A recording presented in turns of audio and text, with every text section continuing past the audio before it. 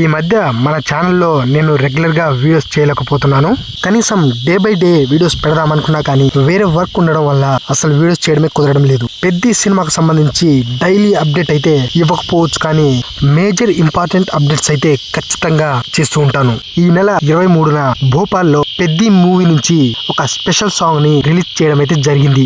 Release చేసిన song మాత్రం next లెవెల్లో పేలిందని చెప్పాలి. అయితే ఈ ఈవెంట్ ని భోపాల్లోనే ఎందుకు పెట్టాలి అన్న దానికి రీజన్ వచ్చి పాన్ ఇండియా వైడ్ గా భారీగా రిలీజ్ అవబోతుంది. కాబట్టి ఇండియాలోని మెయిన్ సిటీస్ లో ఖచ్చితంగా ఒక ఈవెంట్ పెట్టి ప్రమోషన్స్ చేస్తే బాగుంటుంది అని భోపాల్లో ఈవెంట్ అయితే చేశారు. అయితే అక్కడుంది mega power star Ram Charan. RRR movie నుంచి రామ్ చరణ్ కు నార్త్ లో విపరీతమైన ఫాలోయింగ్ ఉన్న సంగతి మనందరికీ తెలిసిందే.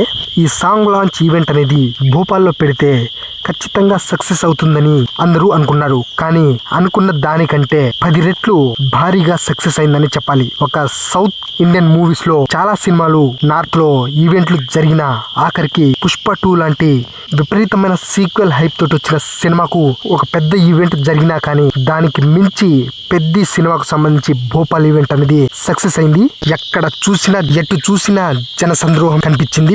ఆ ఈవెంట్ మొత్తం మొన్నటి ఈవెంట్ జరగక ముందు వరకు సినిమాకు మంచి హైప్ ఉన్న సంగతి అందరికీ తెలిసిందే. అయితే నార్త్ లో భారీ ఓపెనింగ్స్ రాకపోయినా డీసెంట్ ఓపెనింగ్స్ అయితే రావచ్చు అని అందరం అనుకున్నా కానీ ఈ ఈవెంట్ చూసిన తర్వాత సినిమాపై నార్త్ సైడ్ ఎంతటి హైప్ ఎంతటి క్రేజ్ ఉందో మనందరికీ అర్థమవుతుంది. రిలీజ్ చేసిన 2 పాటలు కూడా ముందు రిలీజ్ చేసిన 2 పాటలకు ఏ మాత్రం తగ్గకుండా నెక్స్ట్ లెవెల్లో ఉన్నాయి. చెప్పాలంటే పెద్ది అప్పట్లో పుష్ప ఏ రకమైన యుఫోరియా క్రియేట్ చేసిందో ఇప్పుడు పెద్ది మళ్ళీ అదే రేంజ్ లో ఎటువంటి సీక్వెల్ హైప్ లేకుండానే ఇండియా మొత్తం షేక్ అయ్యేలా చాలా గట్టిగా కొట్టబోతుందన్న సిమ్టమ్స్ అయితే కనిపిస్తున్నాయి.